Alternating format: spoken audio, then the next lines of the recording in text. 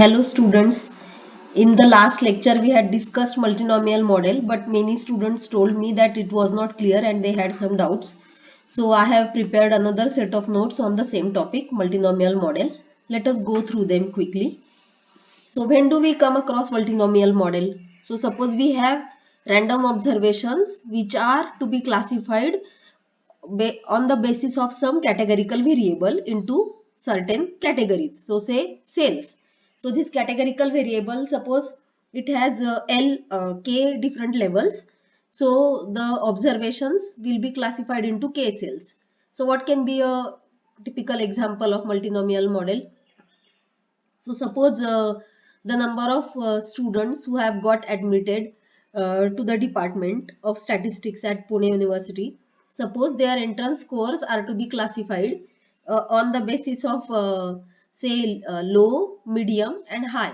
So low, we will say low when the score is between say 42, sorry, when the score is up to 40. So 0 to 40 are low, 40 to 60 are medium and more than 60 are high. So this will be uh, leading to a multinomial model where we have three classes or cells and the observations are being classified into these three cells.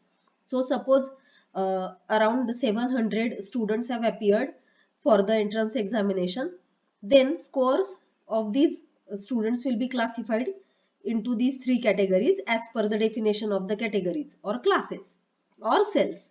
So you can call it as a class, you can call it as a cell, or you can also call it as a category. So this is one example. Then another example can be classification of families according to their socio-economic status into different classes. And means you can come up with several such examples. So so suppose we have such n observations and the observations are to be classified into k cells. So now for every observation, there will be a certain probability associated with it being classified into a particular cell. So suppose observation is to be classified into ith cell. So let theta I be the probability that a random observation gets classified into the ith cell. So when you construct these cells for the multinomial model, there are certain assumptions associated with them. The first assumption is that every observation should be classified into exactly one cell. It means that the definitions of the cells or the classes should not be overlapping. It means that an observation cannot belong to the two classes at the same time. Two or more classes at the same time. It should belong to exactly one class or one cell. And at the same time, the other assumption is that there shouldn't be any observation which doesn't belong to any of the classes. So in this sense, the classes are mutually exclusive and exhaustive. Exhaustive in the sense there is no observation which is not getting classified into either of these classes. Means every observation is definitely going to get classified into exactly one of the classes. So this is what we mean by mutually exclusive and exhaustive classes. So suppose theta 1 to theta k are the probabilities associated with these cells or classes. So now suppose yi is the number of random observations which are classified into ith cell, then I can be from 1 to k. So what we know is, because we had overall n observations, so summation of yi should be n, and summation of theta I, this theta I should be from 1 to k, not n. This is wrong here, this is the mistake, but please correct it. This should be summation theta I going from 1 to k, it should be 1. So the joint probability distribution then will be as per the multinomial distribution.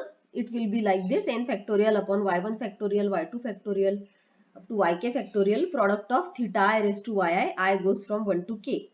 Now what can be a prior distribution for theta such that the posterior distribution will be easier to calculate?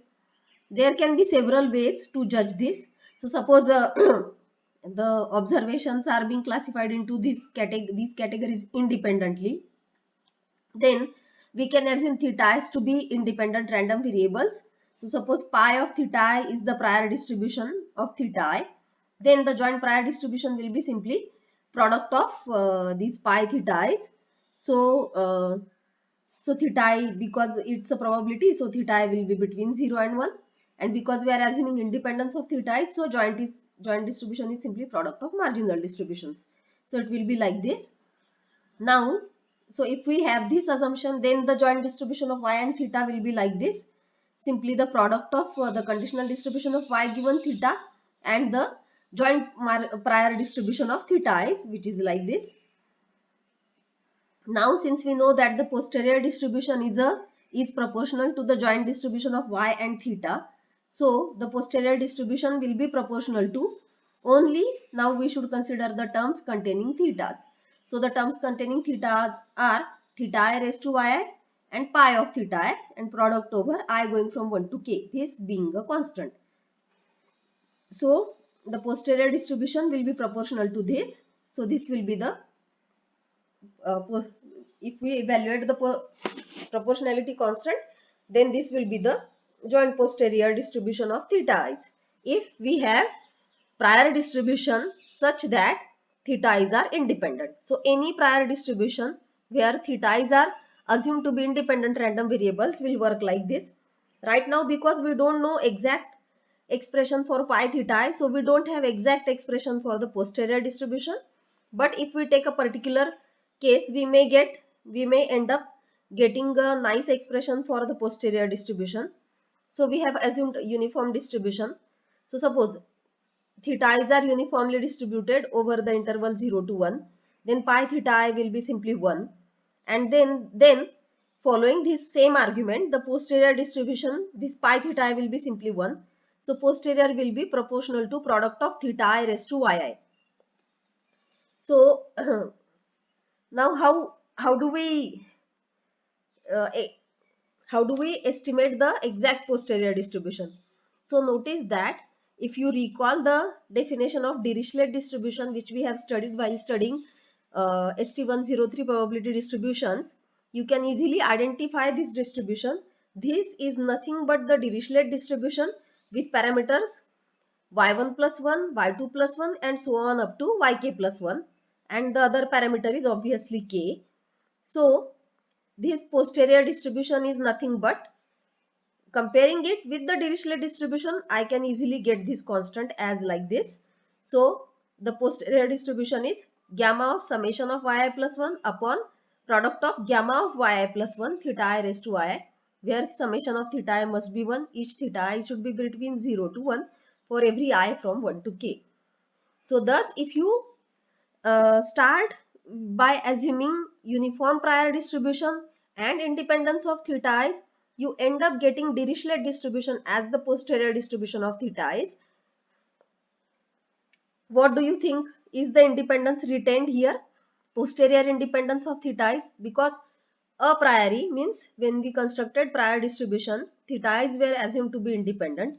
Do we get the independence even in the posterior distribution? I think you should think about this. So now let us assume Dirichlet prior. So here we are assuming uh, a Dirichlet distribution with parameters alpha 1, alpha 2, alpha k and k as a prior distribution for theta. So if we start with Dirichlet prior, you can easily notice that we end up getting Dirichlet distribution as a posterior distribution of theta, and in fact the Dirichlet distribution which we get has parameters alpha 1 plus y1, alpha 2 plus y2 and so on up to alpha k plus yk and k. So you can easily notice that if you have a multinomial model, then Dirichlet distribution works as a conjugate prior for the probability vector theta. So now there is another question which I had tried to answer in the previous lecture, but somehow there were queries and I would like to address all these queries in this video lecture. So suppose we are interested in a parametric function of theta 1, theta 2. So we are now dealing with a multinomial model where we have k classes, but luckily or unluckily we are interested in only two of the classes. So in short, we are interested in a parametric function which is a function of theta 1 and theta 2 only. So what to do with the rest of the classes? For example, what to do with the classes associated with theta 3, theta 4 up to theta k? Do we actually need all these classes? So this question we are trying to answer through this example. So suppose, in order to answer this question, let us take an example where we are interested in the function beta, which is theta 1 upon theta 1 plus theta 2, where this y given theta follows multinomial distribution with parameters k and theta. So we have y is a k-dimensional vector, theta is a k-dimensional vector, and y follows multinomial distribution like this, but we are interested in parameter beta only. So let us try to investigate this question by focusing on the posterior distribution of beta alone. So suppose we start with a multinomial model and we assume Dirichlet prior. What will be the posterior distribution of beta? Let us try to find it out. So if we assume Dirichlet prior for theta, then pi theta will be 1 upon b alpha, where b alpha is the constant involved in the Dirichlet distribution, and it will be multiplied by product of theta I raised to alpha I minus 1. So now we are interested in finding the marginal posterior distribution of beta. So now since we have a k-dimensional vector theta, in order to find the marginal posterior distribution of beta, first we construct another vector, say eta, such that eta is theta 1 upon theta 1 plus theta 2, then the second element is theta 1 plus theta 2, and the third element is same as from the third elements, the elements are same. So eta is constructed like this. So we make a transformation from theta to eta. So we first write the posterior distribution of theta, which we have obtained earlier. Now we make a transformation from theta to eta. So to apply the Jacobian of transformation, to apply the rules of transformation, we must first find the Jacobian of transformation. So to find the Jacobian, the matrix of partial derivatives is needed. So we need to differentiate the old variables, that is thetas, with respect to the new variables, that is etas. So now dabba theta 1 by dabba eta 1 is eta 2, dabba theta 1 by dabba eta 2 is eta 1, and so on. So these are the partial derivatives where of the old variables, that is thetas, with respect to the new variables, which are etas. So now notice that from eta 3 onwards, the other variables are not involved. So dabba theta I by dabba eta j will be 0 for I going from 3, 4 up to k, whenever j is not equal to I, and the same derivative will be 1 for I from 3, 4 up to k, whenever j is equal to I. So dabba theta I by dabba eta I will be 1. So this is how the matrix of partial derivatives will look like. So the Jacobian will be simply determinant of this matrix, so which comes out to be eta 2. So the joint posterior distribution of eta is like this: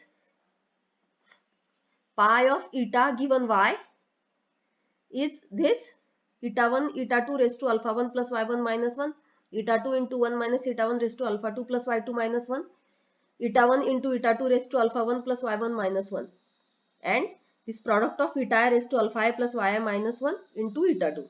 So this is how it will look. So now because we are interested in eta 1 only, so we will separate out. Let us simplify it as much as possible. So I will have eta 1 raised to alpha 1 plus y1 minus 1 into 1 minus eta 1 raised to alpha 2 plus y2 minus 1 into eta 2 raised to alpha 1 plus alpha 2 plus y1 plus y2 minus 1 into this product term. Now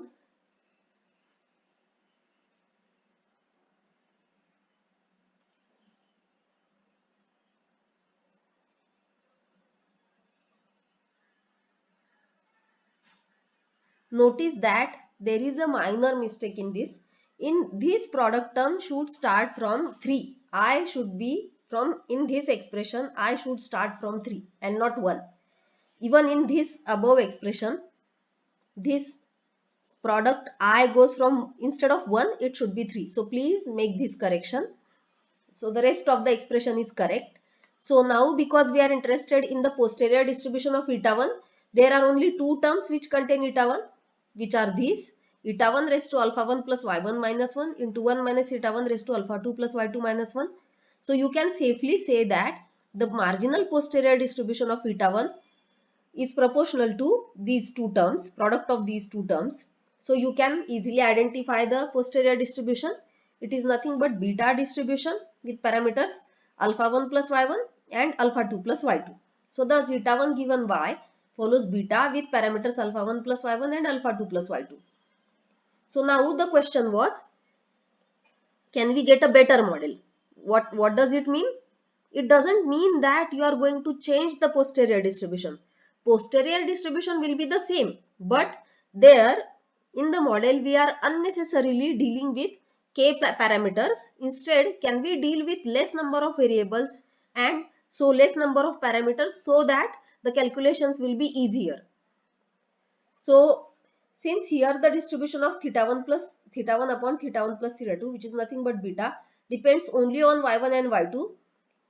It does not involve y3, y4 and so on up to yk. So we may come up with a model which does not involve all these variables y3, y4. Instead, the model should involve only y1 and y2. So now if we know how much was the total of y1 plus y2, then instead of using all the observations, we may use only y1 given the value of y1 plus y2. So now it is interesting to note that if we assume y1 to follow, means if we consider the conditional distribution of y1 given y1 plus y2, then it will be simply binomial with parameters theta 1 upon theta 1 plus theta 2 and y1 plus y2. So if we start with by assuming data only as this y1, then we end up getting the posterior distribution of beta, which is theta 1 upon theta 1 plus theta 2, same as the one which we have got earlier. So suppose y1 is the observation from this binomial distribution, then the distribution of y1 given y1 plus y2 and beta will be like this. So now if we assume beta prior distribution for this beta, then with parameters alpha 1 and alpha 2, then we get the posterior distribution of beta, which is theta 1 upon theta 1 plus theta 2, again as beta distribution with parameters alpha 1 plus y1 and alpha 2 plus y2. So the conclusion finally is that whenever we deal with a multinomial model where the parameter of interest depends only on some of the cells and not all of the cells, then we can reduce from multinomial model, we can reduce to the lesser model in less dimension. So here because only two parameters were involved, so we could come down to binomial model. If more parameters are involved, we may come down to trinomial model and so on.